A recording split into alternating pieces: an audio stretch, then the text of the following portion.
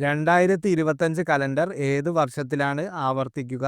ഇത് നമ്മൾ കണ്ടുപിടിക്കാൻ ആദ്യം എന്ത് ചെയ്യണം? 2025 നോർമൽ ഇയർ ആണോ ലീപ്പ് ഇയർ ആണോ എന്ന് കണ്ടുപിടിക്കണം. നോർമൽ ഇയർ എന്ന് പറയുമ്പോൾ എന്താണ്? അതിനെ 4നെ കൊണ്ട് ഡിവൈഡ് ചെയ്യാൻ പറ്റൂല. ലീപ്പ് ഇയർ ആണെങ്കിൽ അതിനെ 4നെ കൊണ്ട് ഡിവൈഡ് ചെയ്യാൻ പറ്റും. ഇവിടെ 2025നെ നമുക്ക് 4നെ കൊണ്ട് കംപ്ലീറ്റ്ലി ഡിവൈഡ് ചെയ്യാൻ പറ്റാത്തത് കൊണ്ട് ഇതെന്താണ്? നോർമൽ ഇയർ ആണ്. നോർമൽ ഇയർ ആണെങ്കിൽ നമ്മൾ എന്ത് ചെയ്യണം? 6നെ കൊണ്ടോ അല്ലെങ്കിൽ 11നെ കൊണ്ടോ ആഡ് ചെയ്യണം. അത് ഏതിനെ കൊണ്ടാണ് ആഡ് ചെയ്യുന്നത് നമ്മുടെ ഓപ്ഷൻ അനുസരിച്ച് മാറും. നമുക്കിവിടെ 6നെ കൊണ്ട് ആഡ് ചെയ്ത് നോക്കാം. അപ്പോൾ 2025 പ്ലസ് 6 ചെയ്യുമ്പോൾ എത്രയാണ്? 2031 കിട്ടും.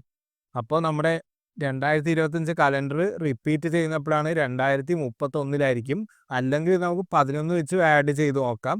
നമുക്ക് ഇത്ര മനസ്സിലാക്കിയാൽ മതി. 11 6നെ കൊണ്ടോ ആഡ് ചെയ്താൽ മതി എന്നുള്ള കാര്യം മനസ്സിലാക്കി വെച്ചാൽ മതി.